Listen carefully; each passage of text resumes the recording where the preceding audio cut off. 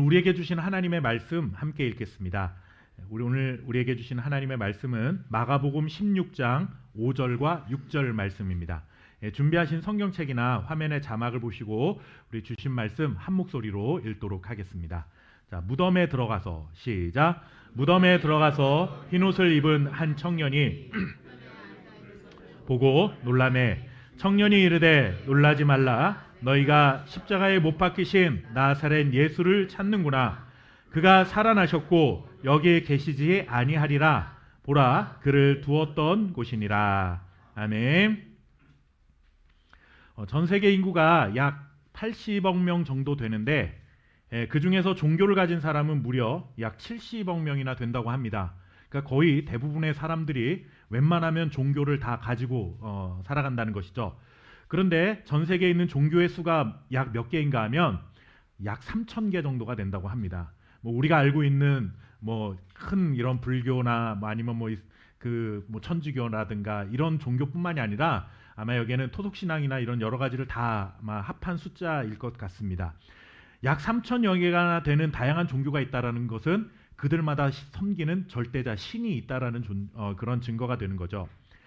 각각의 종교마다 진리가 있습니다. 그들이 가르치는 진리의 말씀이 있고, 그리고 또 그들이 섬기는 신이 있고, 그리고 자신들만의 어떤 구원이라고 하는 것을 그렇게 가르치면서 서로 포용하고 또 상호 존중하면서 살아야 된다라는 것을 가르칩니다. 그러다 보니까 이렇게 많은 종교들이 있다 보니까 사람들은 종교를 갖지 않고 살아가는 사람들은 어떻게 말하냐면 어차피 종교라는 게 다 똑같은 거 아니냐, 뭐 각자 가르치는 게 다를 뿐이지 원하는 게 다 착하게 좋게 살자는 건데 서로의 종교에 대해서 인정해야 되고 서로의 가르침에 대해서 존중해야 된다라고 말을 합니다. 굉장히 상식적이고 지성인다운 모습으로 우리는 그렇게 말하는 사람들을 여기게 되죠. 그러나 우리가 경계해야 할 것이 있습니다. 인간적인 입장에서는 매우 그럴듯한 논리입니다. 훨씬 세련되게 느껴지는 생각인 것 같기도 하고 하지만 이런 달콤한 유혹에 넘어가서는 안 되는 것입니다. 아무리 훌륭한 가르침을 전하고 윤리적인 교훈을 전한다 할지라도 결국 죽음으로 인생을 마감한 어떤 신을 섬긴다고 한다면, 그런 절대자를 섬긴다고 한다면 우리는 그러한 자를 우리에게 영생을 주는 구원자로 그렇게 섬길 수는 없는 것입니다. 그렇다고 해서 우리가 기독교가 아닌, 교회가 아닌 다른 곳을 마음대로 비난하고 그들을 비방해도 된다라는 뜻은 절대로 아닙니다. 우리는 그들을 종교적으로는 존중하고 배려해야 합니다. 하지만 그들이 가르치는 진리를 우리가 수용할 수는 없는 일인 것이죠. 우리가 예수님 믿는 예수님 외에는 죽음을 이기고 부활한 사람은 단 한 사람도 없습니다. 물론 종종 TV를 보다 보면 세상에 이런 일이 같은 프로그램 아마 지나치다가 보신 적 있을 겁니다. 그런 프로그램을 통해서 세계 곳곳에서 일어나고 있는 정말 믿기 힘든 일들이 종종 있기는 합니다. 그래서 뭐 사람이 죽은 줄 알고 실제 장례식까지 치렀는데 갑자기 장례식장에서 그 사람이 뭐 문을 열어달라고 관뚜껑을 두들겼다라는 소리를, 이런 뭐 사건들이 있었다라는 이야기를 들어보신 일이 있을 겁니다. 뭐 이게 정말 어디까지가 사실이고 어디까지가 거짓인지 뭐 정확히 판단할 수는 없지만 100번 양보해서 죽었던 사람이 그렇게 다시 살아나는 것이 사실일자 할지라도 그런 사람을 두고 우리가 부활이라고 말하지는 않습니다. 왜냐하면 부활의 뜻을 우리는 정확히 알아야 됩니다. 부활이라는 것은 죽었다가 살아났다라는 의미를 가지고 있지만 단순히 죽었다가 살아났다라고 하는 의미를 넘어서 부활이라는 것에는 영원히 죽지 않는다라는 의미가 담겨 있는 것입니다. 설령 죽었다가 살아났다 해도 그 사람도 언젠가는 죽음을 피하지 못했다라는 것이죠. 그렇다면 그 사람은 잠시 깨어서 생명을 조금 더 연장했을 뿐이지 그 사람에게 부활했다라고 말하지는 않는다라는 것입니다. 그리고 세상 어디에도 죽었던 자가 살았고 영원히 죽지 않은 존재로 그러한 신을, 절대자를 섬기는 종교는 기독교 외에는 아무도 없습니다. 오직 기독교만이 예수 그리스도의 부활하심을 진리로 믿습니다. 기독교를 제외한 세상의 모든 종교는 사실상 죽어있는 신을 섬기고 있다라는 점에서 우리와는 굉장히 다른 어떤 그러한 신앙관을 가지고 있는 것이죠. 좀 심하게 표현하자면 무덤을 놓고 무덤에 가서 숭배의 대상으로 삼는 것이다 라고 말할 수 있습니다. 그러나 우리는 다릅니다.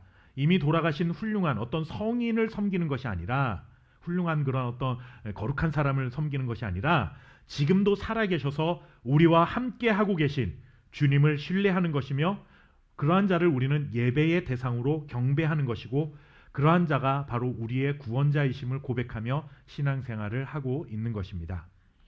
구원은 죄와 사망에서 우리를 건져내시는 것이지만 사실상 그것이 끝이 아닙니다. 구원은 우리를 죄와 사망에서 건져내신 뒤에 영생을 허락하시는 것까지 포함을 해야만 이 구원이라는 것이 완성되는 것입니다. 구약의 이스라엘 백성들을 보면 이것을 분명히 알 수 있습니다. 하나님께서 애굽의 노예로 살던 구약의 이스라엘 백성들을 애굽에서 구원하셨습니다. 그렇죠? 애굽에서 빠져나오게 하셨습니다.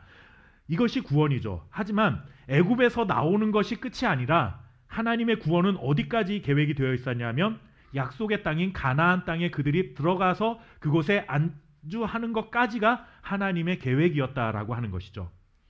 우리의 구원도 마찬가지입니다. 우리가 죄와 사망에 거해 있다가 빠져나오는 것이 구원의 시작이기는 하지만 하나님께서는 그렇게 건져놓는 것으로만 끝내는 것이 아니라 반드시 영원한 하나님의 나라로 연결되어야만 우리의 구원이 완성될 수 있다라고 하는 것이죠.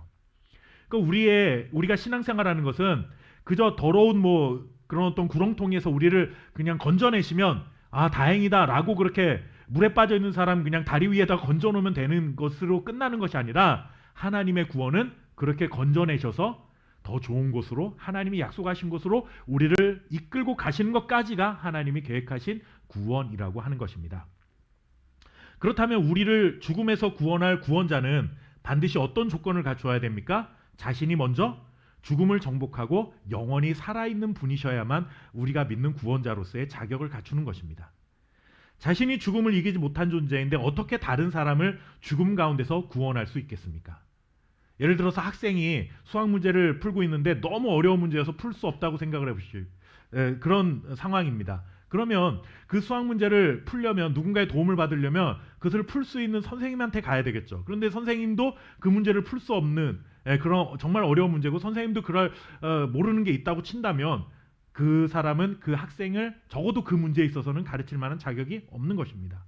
그것처럼 우리의 인류의 구원자가 되기 위해, 나의 구원자가 되기 위해서 첫 번째 가져야 될 조건은 무엇이냐면 그가 반드시 죽음의 권세를 이긴 자여야 한다라고 하는 것이죠.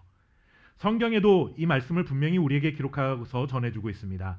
우리 함께 히브리서 2장 14절 15절 말씀을 읽어보도록 하겠습니다. 자, 히브리서 말씀 같이 읽겠습니다. 자녀들은, 시작. 자녀들은 혈과 육에 속하였음에 그도 또한 같은 모양으로 혈과 육을 함께 지니심은 죽음을 통하여 죽음의 세력을 잡은 자 곧 마귀를 멸하시며 또 죽기를 무서워함으로 한평생 매여 종노릇하는 모든 자들을 놓아주려 하심이니. 아멘. 이 말씀은 좀 어렵게 보여지지만 이런 뜻입니다. 예수님께서 왜 인간의 몸을 입고 우리에게 오셨느냐 하는 것을 가르쳐주는 것입니다. 육체가 있어야만 죽을 수가 있겠죠. 영적인 존재는 여러분들 죽을 수가 없습니다. 그렇죠? 육체가 있어야만 죽을 수 있습니다. 그렇기 때문에 예수님께서 뭔가 뜻이 있어서 자신의 어떤 생명을 내어놓아야 하는 자리에 있어야 했기 때문에 반드시 그는 육체로 이 땅에 오셔야만 했다라는 것입니다. 이것은 분명한 사실입니다. 그러나 그 죽음 가운데 거하신 것이 아니라 죽으셨지만 다시 죽음의 권세를 이기시고 생명으로 나오셨다라는 것입니다. 이 이야기는 뭐냐면 자신의 죽음을 통해 죽음의 권세가 사람들 모두를 두렵게 만드는 아무리 강한 권세를 가졌다 할지라도 주님이 가지고 계신 영원한 생명의 능력을 그 죽음의 권세가 이기지 못할 것이다 라고 하는 이 말씀을 우리에게 전해주고 있는 것입니다. 여러분들 팔씨름을 하면 두 사람 중에 한 사람 반드시 이기고 한 사람은 지게 되어 있습니다. 당연히 힘이 센 사람이 이기겠죠. 내가 어떤 사람을 팔씨름으로 해서 힘이 좋아서 이겼다고 해도 그 이긴 사람보다 더 힘이 센 사람을 만나면 지게 되어 있습니다. 마찬가지입니다. 마귀 사단이 가져다주는 가장 큰 권세는 뭐냐면, 그가 가지고 있는 가장 큰 능력은 뭐냐면 우리를 죽음으로 몰아내는 것입니다. 그런데 예수님이 가지고 계신 생명의 능력은 그 마귀가 가지고 있는 죽음의 능력의 힘보다 훨씬 더 크다라는 것이죠. 그렇기 때문에 그 죽음의 권세를 이기고 생명으로 나올 수 있었다라는 것을 우리에게 전해주고 있는 말씀이었습니다. 그렇게 생명의 능력을 증명하신 예수님은 이제 죽음 앞에 떨며 죄의 종로로 타면 살던 우리들을 그 죽음의 권세로부터 구원하셨다라고 전해주는 말씀인 것입니다. 그러니 여러분들, 이 예수 그리스도를 전하고 가르치는 기독교만이 참 진리요 참 구원의 길이라고 믿는 것은, 그리고 그것을 우리가 전파하고 또 어떤 사람들에게 알려주는 것은 이런 일들에 있어서는 어떠한 타협이 있을 수 없다라는 우리는 확신을 가져야만 하는 것입니다. 늘 우리가 경계해야 될 것은 이거죠. 우리가 다른 종교와는 달리 좀 배타적인 어떤 교리를 가지고 있다고 해서 우리 교회를 다니고 신앙생활하는 교회 다니는 사람들이 굉장히 편협한 어떤 삶을 살아간다면 안 되겠지만, 우리가 믿고 있는 이 예수님만이 부활하신 분이십니다, 예수님만이 구원자이십니다라고 하는 진리의 말씀에 대해서는 우리가 아무리 포용력 있게 살아간다 할지라도 이것을 허용하고 살 수는 없다라는 것입니다. 이 두 가지를 우리는 분명히 구분해야 합니다.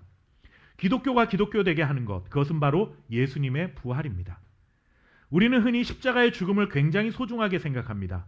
주님이 십자가에서 죽으셨기 때문에 우리의 모든 죄를 용서받은 것 또한 사실입니다.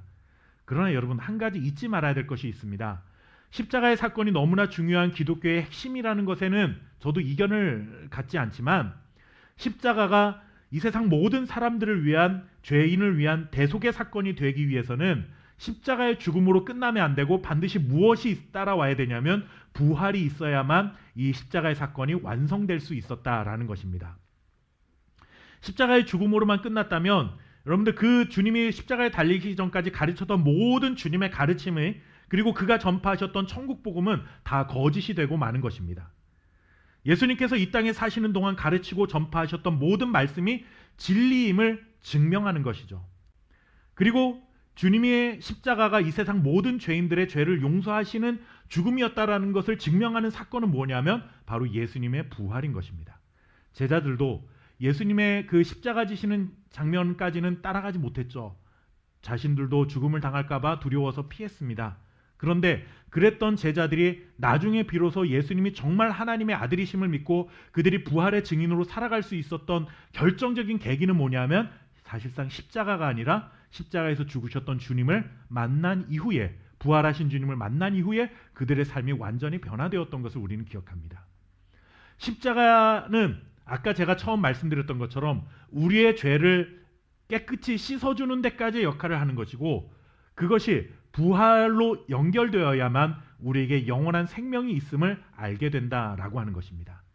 그렇기 때문에 부활은 기독교에 있어서 굉장히 중요한 가르침인 것입니다.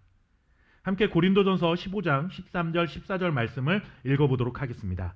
자, 고린도전서 15장. 자, 만일 죽은 자의, 시작. 만일 죽은 자의 부활이 없으면 그리스도도 다시 살아나지 못하셨으리라. 그리스도께서 만일 다시 살아나지 못하셨으면 우리가 전하는 바하는 것도 헛것이요 또 너희 믿음도 헛것이며. 아멘. 우리가 오늘 하나님의 앞에 믿음을 가지고 예배합니다. 그러나 우리의 예배가 헛것이 되지 않기 위해서는 예수님의 부활이 반드시 있어야만 했다라고 하는 것이죠. 만약에 주님이 십자가를 지시고 죽은 것으로만 끝났다면, 부활하지 못했다라고 한다면 우리는 오늘 예배하는 이 일이 어쩌면 의미 없는 일이 되어버릴 수 있다라고 하는 것입니다. 그러니 우리가 전하는 것도 헛것이죠.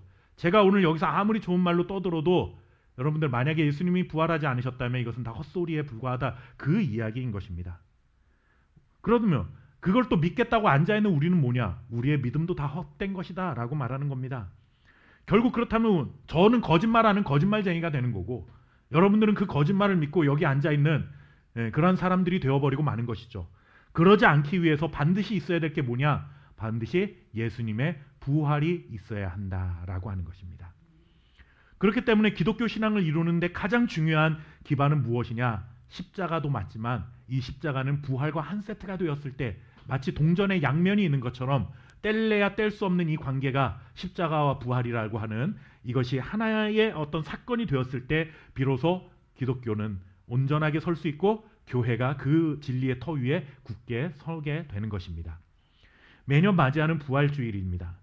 어쩌면 매년 맞이하는 부활주일이다 보니 우리에게는 너무나 익숙해져 버린, 별로 감각이 없는 그러한 부활주일처럼 맞이할 수도 있을 것입니다. 그러다 보면 이 시간에 졸리기만 하고 또 작년에 1년 전에 하셨던 부활 얘기 또 하는구나, 이렇게 여러분들의 마음속에 아무런 기대도 없이 이 자리에 앉아 계실지도 모르겠습니다. 그거는 설교라는 저도 마찬가지입니다. 1년에 한 번씩 돌아오는 이 부활주일에 그냥 부활했으니까 부활하신 주님 믿고 살아갑시다. 그냥 이런 우리가 흔히 알고 있는 설교하고 그냥 우리가 부활주일 한 번 때우듯이 넘어가면 되지 않을까라는 생각을 목회자인 저도 할 수 있고, 말씀을 듣는 여러분들의 마음속에도 아무런 기대 없이 그렇게 이 자리에 앉아 있을 수도 있겠다라는 생각이 듭니다. 그런데 여러분들, 부활신앙이 없으면 이 자리에 우리가 사실 나와 있는 것 자체가 아무런 의미가 없는 겁니다. 만약에 부활신앙이 없다면, 예수님의 부활이 확실한데 우리가 믿는 부활신앙이 우리 안에 없다면 우리의 그 믿음도 헛것이 되어버리고 마는 것이죠. 여러분들 좋은 강연 듣고 윤리 도덕적인 가르침을 받기 위해서 이 자리에 온 게 아니잖아요. 우리는 부활하신 주님을 확실히 믿고 부활의 신앙을 가지고 부활의 증인으로 이 땅을 살기 위해서 오늘 이 자리에서 예배하고 있는 것입니다. 그렇기 때문에 오늘 우리는 부활신앙을 확고히 세우는 그러한 시간들로 삼아야 한다는 것이죠. 현재 우리나라 상황이 참 어렵습니다. 대통령의 탄핵으로 인해 극심한 분열과 혼란스러운 정치 상황을 맞이하고 있고, 또 자영업자들은 IMF 금융위기 상황이나 코로나 그 시기보다 훨씬 더 위축된 경기 상황에 힘들어하고 있습니다. 전 세계는 자국의 이익을 최우선으로 하는 보호무역을 표방하고 있습니다. 과거 몇 년 전까지만 하더라도 서로 돕고 살아야 우리가 함께 살 수 있다 이랬는데, 이제는 다 살기 어려운 그런 세상이 되다 보니 다시 내 나라의 이익이 최고다. 다른 사람들은 아무리 지금까지 친구처럼 지냈다 하더라도 그 나라 우리의 적이 될 수 있다라고 생각하는 그런 냉전의 시대로 돌아가는 것이 아닌가 하는 우려가 현실로 조금씩 나타나고 있는 그러한 세상을 우리가 살아가고 있습니다. 우리를 둘러싼 주변 환경의 이 불안함과 염려 속에서 과연 우리는 무엇을 의지하고 살아가야 되겠습니까? 이런 세상 속에서 믿음을 지키기 위해서는 가장 먼저 우리는 무엇을 해야 되느냐, 이 질문에 대한 답을 찾아야 한다는 것이죠. 오늘 본문을 통해 우리는 이 물음에 답을 찾을 수 있습니다. 그 답이 무엇입니까? 저는 예수님의 부활을 믿는 것이다 라고 생각합니다. 이렇게 당연한 말을 하는가 하실지도 모릅니다. 우리가 여기 있는 우리가 어떤 사람들입니까? 지난 한 주간 바쁘게 수고하며 살다가 피곤한 몸을 이끌고 설사 여기 와서 졸고 딴 생각하더라도 그래도 하루 있는 휴일 그래도 예배하겠다고 교회에 나와 앉아있는 사람인데, 당연할 일처럼 여기고 대수롭지 않게 그렇게 여기면서 우리가 신앙생활을 하고 있는데, 여러분들 부활을 믿어야 한다는 이 당연한 말씀을 하는 것, 성도들을 너무 얕잡아 본 것 아닙니까? 라고 생각하실지 모르겠습니다. 하지만 여러분, 부활을 믿는다는 것은 단순히 교리를 머리로 깨닫고 정보를 얻는 것이 아닙니다. 부활을 믿는다는 것은 그 믿음의 고백이 우리의 삶과 생각과 그리고 우리의 인격을 변화시키고 좌우할 만큼 진실한 마음의 고백이 되어 수 있어야 한다는 것을 저는 여러분들에게 말씀드리고 싶습니다. 제가 조금 전에도 말씀드렸죠. 예수님의 제자들이 부활 이후에 완전히 달라졌던 삶을 살았던 것처럼, 과연 나는 부활을 믿는 사람으로서 예배를 드리는 나의 생각과 나의 태도는 얼마나 변화되었으며, 또 세상 속에서 살아가는 나의 삶과 또 다른 사람들을 대하고 살아가는 나의 태도와 나의 생각은 얼마나 달라졌느냐, 저는 그 자리에까지 가야만 우리가 진실된 부활의 어떤 신앙을 가지고 살아가는 사람들 수 있겠다라는 그런 말씀을 여러분들과 함께 나누려고 합니다. 오늘 말씀해 보시면 여인들이 등장합니다. 여인들은 무덤에 누이신 예수님에게 향유를 바르기 위해서 무덤을 찾아왔습니다. 이것은 아마 그 유대인들이 가지고 있었던 어떤 그런 장례의 전통 중에 하나였을 겁니다. 시체에 향유를 바르는 것이죠. 그런데 여러분들, 깜짝 놀랄 일이 벌어졌습니다. 무덤이 비어 있는 것입니다. 그런데 이때 무덤 곁에 청년이 앉아 있었는데, 이 청년이 여인들에게 이렇게 말합니다.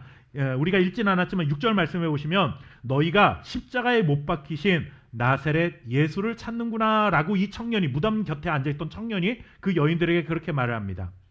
예수님이 잡히시고 십자가에 달려 돌아가신 순간 모든 사람들이 사실 예수님을 떠나갔죠.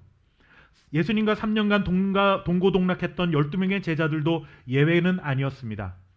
예수님 곁에 있다가는 자신들도 생명을 잃게 되거나 해를 당할 수 있다는 두려움에 예수님을 등지고 말았습니다. 그래도 끝까지 남은 자들이 있었는데, 누군가 하면 바로 오늘 예수님의 무덤 곁을 찾아왔던 여인들이 그래도 끝까지 남아있었던 겁니다. 예수님의 무덤까지 찾아왔다면 예수님에 대한 믿음이 누구보다도 굳건했던 자들이었다, 우리 그렇게 생각해 볼 수가 있는 거죠. 그런데 이 여인들도 예수님이 가르치셨던 부활의 말씀은 그것이 진리라는 사실은 믿지 못했던 것 같습니다. 왜냐하면 이 여인들이 예수님을 찾아온 것은 부활하신 예수님을 만나러 온 게 아니라 조금 전에 말씀드렸던 것처럼 죽은 예수님의 시체에 향유를 바르기 위한 이 장례 전통을 치르기 위해서 온 것입니다. 예수님을 사랑하는 마음은 있었습니다. 그렇죠? 또 살아생전에 예수님께서 가르치고 전파하셨던 그런 말씀들을 마음에 간직하고 그 말씀대로 살려고 하는 믿음도 어쩌면 있었을 겁니다. 그런데 중요한 것 한 가지, 부활의 말씀은 믿지 못했다라는 겁니다. 예수님께서 이미 죽으시기 전에 3일 만에 다시 살아날 것에 대해서 사람들에게 가르쳤습니다. 제자들에게 말씀해 주었습니다. 그런데 이 여인들이 믿음을 가지고 예수님을 사랑하는 마음은 있었을지 모르겠지만 예수님의 부활을 믿지는 못했다라는 것이죠. 그거는 여러분들 이 여인들뿐만 아니라 다른 사람들도 마찬가지였습니다. 우리 마가복음 16장 11절 말씀 같이 한번 좀 읽어보겠습니다. 마가복음 16장 11절. 자, 그들은 예수께서 시작. 그들은 예수께서 살아나셨다는 것과 마리아에게 보이셨다는 것을 듣고도 믿지 아니하니라. 아멘. 누군가 이제 마리아와 여인들이 예수님 살아나셨다는 것을 본 소리를 들은 거예요. 근데 이 사람들도 에이 그런 일이 어떻게 있어 하고 믿지 않았다라는 거죠. 또 여러분들 이어지는 13절 말씀도 같이 한번 읽어볼까요? 마가복음 16장 13절. 자, 두 사람이 가서 함께 읽겠습니다. 시작. 두 사람이 가서 남은 제자들에게 알렸으되 역시 믿지 아니하니라. 이번에는 누구였습니까? 제자들도 그 얘기를 들었지만 믿지 않았다라는 거예요. 예수님을 잘 아는 사람들 아니었습니까? 예수님을 누구보다도 잘 아는 사람들이었습니다. 예수님 곁에 있었던 사람들이었지만 예수님이 살아나셨다라는 소식을 듣고 이들이 첫 번째로 보인 반응이 무엇입니까? 믿지 않았다. 예수님은 가룟 유다를 뺀 나머지 11제자가 모여있는 곳에 직접 나타나셨습니다. 마가복음 16장 14절 말씀입니다. 이제 제자들이 다 모여있는 자리에 예수님이 나타나셨습니다. 자, 함께 그 말씀을 읽어보겠습니다. 자, 그 후에 11제자가 시작. 그 후에 11제자가 음식 먹을 때에 예수께서 그들에게 나타나사 그들의 믿음 없는 것과 마음이 완악한 것을 꾸짖으시니 이는 자기가 살아난 것을 본 자들의 말을 믿지 아니함일러라. 아멘. 예수님과 3년이나 동고동락했던 사람들이지 않습니까? 예수님의 가르침을 받았고 예수님이 행하시는 수많은 기적들을 보고 경험했습니다. 그렇지만 그들은 무엇을 믿지 못했습니까? 예수님의 부활을 믿지 못했습니다. 그렇다면 여러분들 우리는 제자들과 다릅니까? 오늘 교회에 나와 앉아있으면 부활을 반드시 믿는 자들입니까? 부활을 설교하고 있는 저는 그러면 부활을 확실히 믿는 사람이냐고 저 스스로에게 물었습니다. 오늘 아마 우리나라만 하더라도 뭐 교회 다니는 사람들이 800만 명이라고 하니까 뭐 그 사람들이 오늘 다 부활주일이니까 교회를 갔다. 뭐 다른 날은 교회 안 가도 오늘만이라도 가는 사람들도 있잖아요. 어쨌든 그런 사람들이 다 오늘 교회 가서 이 비슷한 시간에 오늘 한 막 800만 명 정도가 대한민국에서 지금 이 시간 부활주일 예배를 드리고 있을 겁니다. 묻고 싶어요. 그 예배의 자리에 앉아 있으면 여러분들 그 사람 모두가 다 부활을 믿는 사람들이냐라고 묻고 싶습니다. 물론 나는 예수님을 사랑하고 예수님이 정말 훌륭하신 분이라는 것도 믿고 예수님이 나의 구원자라는 것도 믿기 때문에 그 자리에 앉아 있을 거라고 생각해요. 예수님이 죽으신 그 무덤에 가서 향유를 발랐던 여인들처럼 어쩌면 예수님 곁에 머물고 싶은 그런 마음을 가지고 있는 사람들일 수도 있습니다. 그런데 문제는 부활을 믿지 않는다는 거예요.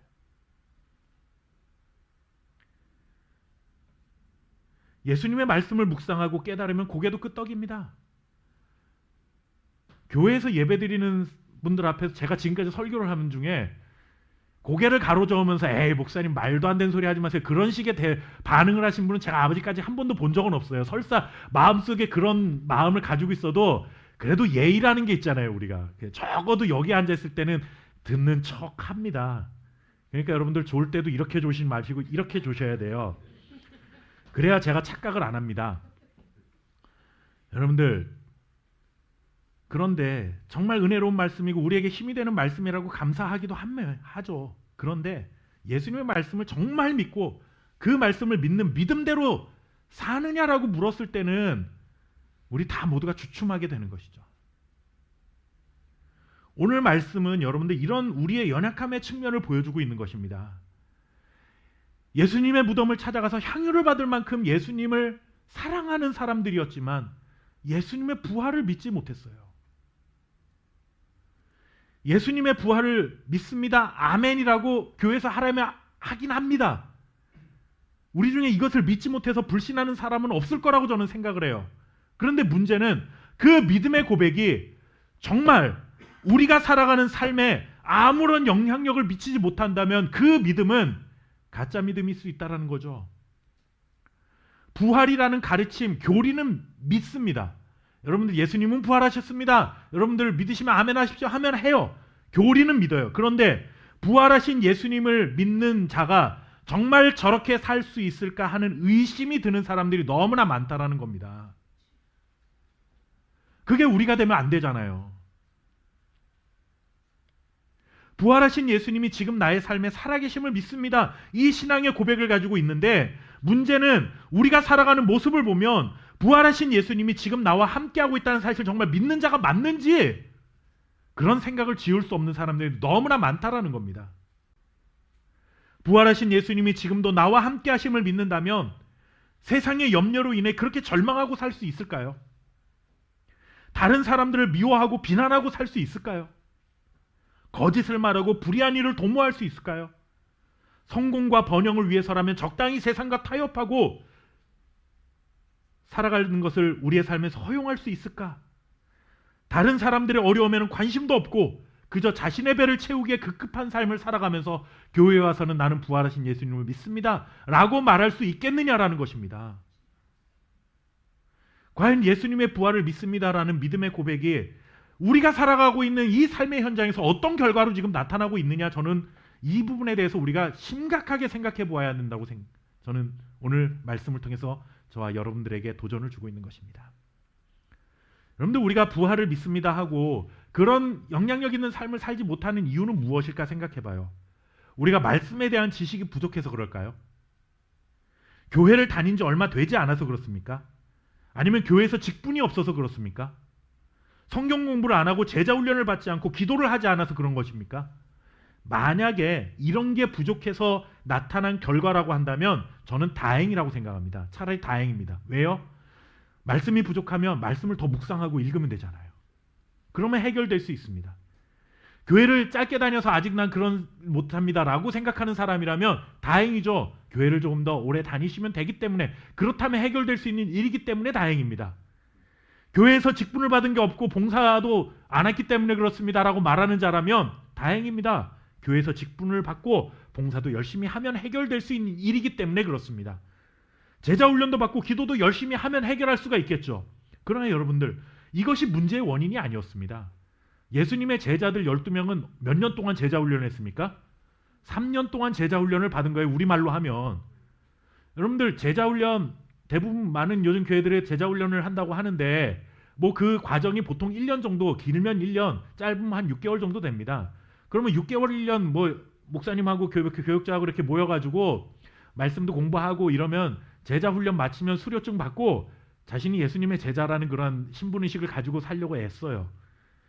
그게 아니었기 때문에 내가 지금까지 이렇게 살았다고 한다면 그거 받으면 해결될 수 있는 일이니까 차라리 다행이에요. 그런데 여러분, 문제는 거기에 있지 않습니다. 주님의 말씀을 듣고 배우고 묵상하고 깨닫긴 하지만 그 말씀이 우리가 살아가는 삶의 자리에 생각과 마음과 살아가는 삶의 태도를 전혀 지배하지 못한다라는 거예요. 여전히 내 생각이 앞서고 여전히 내 마음이 중요하고 여전히 내 유익을 위해 살아가는 것이 우선인 나의 삶에 문제가 있는 거지, 우리가 교회를 짧게 다녔기 때문에 문제가 있는 것도 아니고 교회에서 뭐 직분을 받은 게 없어서 문제가 되는 것도 아니라는 것입니다. 믿음은 여러분들 믿습니다라는 입술의 고백으로만 끝나는 것이 아닙니다.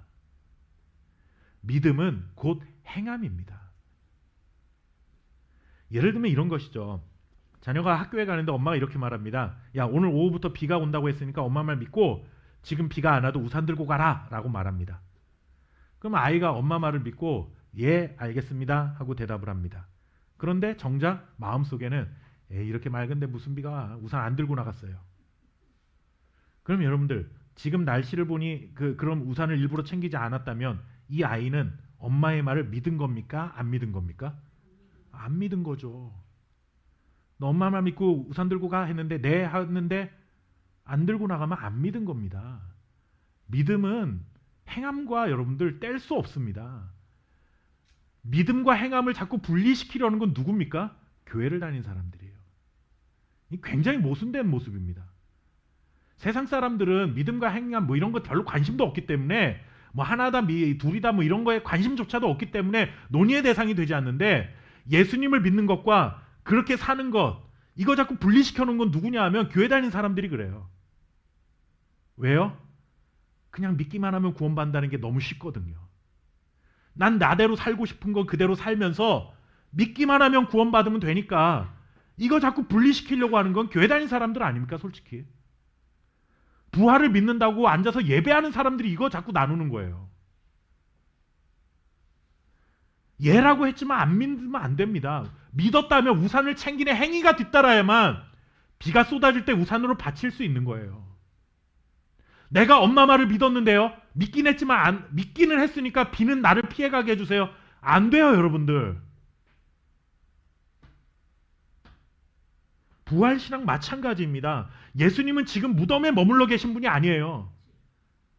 여러분들 우리 중에 예수님 지금 무덤에 계십니까? 라고 물으면 네라고 대답할 사람 누가 있겠습니까? 우리 중에 800만 명 교회 다닌 사람들한테 지금 부활절 예배 드리고 나온 사람한테 예수님 지금 무덤에 계세요? 라고 물으면 예라고 대답하는 사람 누가 있겠냐고요. 아무도 없어요. 예수님 무덤에 머물러 있지 않습니다. 예수님이 누우셨던 무덤은 빈 무덤입니다. 예수님 무덤에서 살아나셨고 지금 나의 삶에 함께하고 계십니다. 예수님의 무덤은 비어있다는 것을 믿는데 예수님이 나와 함께한다는 그 부활하신 예수님이 지금 나와 함께한다는 사실은 안 믿는 거예요. 예수님의 부활을 믿는다면 우리의 생각이 달라질 수밖에 없습니다. 베드로가 예수님 모른다고 부인했던 사람 아닙니까? 그런데 부활하신 예수님을 만난 이후에 죽든지 그가 감옥에 갔든지 아무런 두려움 없이 예수님을 전하고 살았습니다. 그리고 알려지기는 베드로가 어떻게 죽었다고 알려집니까? 십자가에 거꾸로 매달려 죽었다라고 알려지지 않습니까? 왜냐하면 십자가에 달려 죽는 것도 내가 예수님과 비교되는 것조차도 자기는 많이 부족하기 때문에 거꾸로 매달려 죽어야 된다고 그렇게 해서 베드로는 십자가에 거꾸로 매달려 죽었다라고 알려지고 있습니다. 어떻게 사람이 이렇게 180도 바뀝니까? 부활하신 주님을 분명히 믿었기 때문이죠. 그 부활하신 주님이 무덤에 계신 것이 아니라 내 삶의 현장에 내가 살아가는 인생의 발걸음에 함께하고 있다는 사실을 믿었기 때문에 그와 같은 삶을 살아갈 수 있었던 겁니다. 우리는 빈 무덤을 믿긴 믿어요. 예수님이 함께하신 것을 안 믿습니다. 그러니까 여전히 내 생각대로 내가 하고 싶은 대로 사는 겁니다. 부활의 첫 열매가 되시는 주님을 온전히 신뢰하고 우리도 부활에 참여케 하신 것을 감사하는 자리를 넘어 이제 영광스러운 부활을 경험하는 그 주님 다시 오실 그날까지 주님은 팔짱 끼고 하늘에서 우리를 쳐다만 보고 계신 것이 아니라 물론 주님의 몸은 거기에 계시지만 성령 하나님께서 우리 안에 함께 하셔서 부활하신 주님은 우리 안에 함께하고 계신 줄 믿습니다. 그러니 우리의 생각이 달라져야 되고요. 우리의 말과 행동이 달라져야 합니다. 정말 부활을 믿는 자답게 살아갈 수 있는 저와 여러분 될 수 있길 주님의 이름으로 축원합니다. 기도하겠습니다. 좋으신 아버지 하나님, 부활하신 주님의 그 누우셨던 무덤이 비어있다는 것은 믿지만 그 부활하신 주님의 지금 나와 함께하고 있다는 사실을 믿지 못한 것처럼 살아가고 있는 우리의 연약한 모습을 용서하여 주시옵시고 부활을 믿는 부활의 증인으로 변화된 생각과 변화된 말과 행동으로 이 땅에 주님의 자녀로 살아갈 수 있는 믿음을 허락하여 주시옵소서. 말과 혀로만 믿는 자가 되지 않게 하시고 오직 행함과 진실함으로 믿음의 삶을 살아갈 수 있는 하나님의 자녀들이 될 수 있도록 축복하여 주옵소서. 나는 부활의 증인이라고 말할 수 있는, 당당하게 말할 수 있는 믿음과 행함이 있는 신실한 그리스도인이 될 수 있도록 주여 우리의 삶을 축복하여 주옵소서. 부활주의를 맞이하여 부활하신 주님을 교리적으로 믿는 이 믿음의 고백을 넘어 우리의 삶이 완전히 변화되는 놀라운 은혜를 경험할 수 있는 부활주일 될 수 있기를 간절히 소망합니다. 우리가 하나님 아버지 살아가는 그 삶의 현장에서 부활의 첫 열매가 되시는 예수 그리스도의 능력과 사랑과 은혜를 증거하며 살아갈 수 있는 주님의 제자가 될 수 있도록 우리의 삶을 인도하여 주옵소서. 하나님 변화된 삶을 간절히 원하며 그러한 삶을 또 살아가기를 꿈꿀 수 있는 자가 되게 하신 것 감사하여 구별하여 예물을 드립니다. 하나님 아버지 이 모든 예물이 정말로 하나님의 살아계심, 부활하신 주님의 그 살아계심을 증거하는 일에 아름답게 쓰임받는 예물들이 되게 하시고 구별하여 드린 우리 성도들의 손길과 가정과 기업에 복의 복을 더하사 꼭 있어야 할 것들로 채우시는 하나님의 은혜가 날마다 넘쳐나게 하옵소서. 감사드리며 살아계신 예수님의 이름으로 간절히 기도하옵나이다.